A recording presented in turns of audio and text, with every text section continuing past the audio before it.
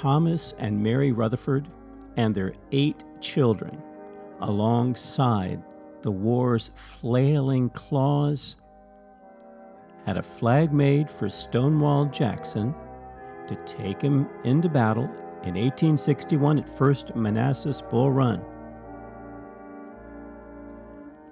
They entertained at dinner Federal General Nathaniel Banks, with Stonewall's return flag precariously hidden away in an upstairs hearth.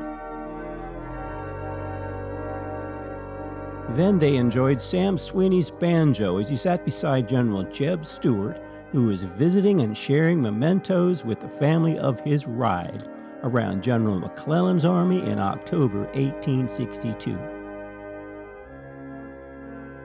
They cared for wounded in late 1862, one who died, and they buried. Then daughter Mary dodged a bullet fired at her upstairs window, all while our callow narrator,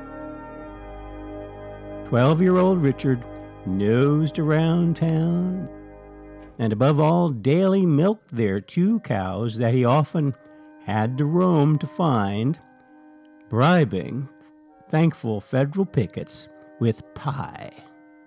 Then, the most historic 2 hours at Rutherford House Carriage Inn was the meeting of Federal Generals Grant and Sheridan, almost 2 years to the day after the terrible Antietam-Sharpsburg battle.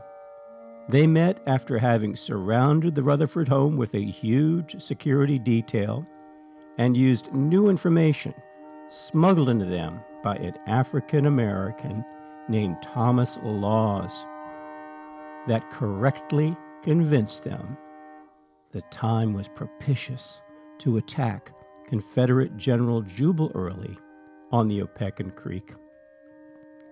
A lasting memory after the war was for Richard one night sky's hideous glow in all directions from the burning barns, and in some cases homes torched as part of General Sheridan's punitive campaign through the valley, the one where his orders from Grant were curt and cruel.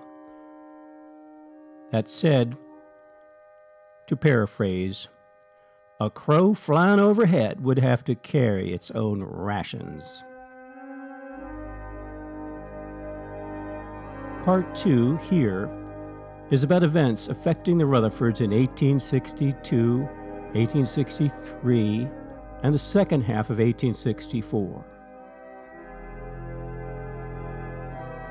On the eve of the battles of Antietam and Harper's Ferry, a gift of sweets to Stonewall before battle. September 12th through 15th, 1862, Harper's Ferry and environs. In position for attacking, surrounding, and capturing Harper's Ferry, east of Halltown on Schoolhouse Ridge. General Jackson was pleased to accept some delectables sent to him by Mrs. Rutherford 3 miles to the west. And after the Antietam battle, the Confederate Army moved into Virginia and along the Opequon with General Stuart at the home of the Dandridge family, called the Bower in Jefferson County. General Jackson's men and briefly General Robert E. Lee encamped to the west in the vicinity of Bunker Hill, now West Virginia.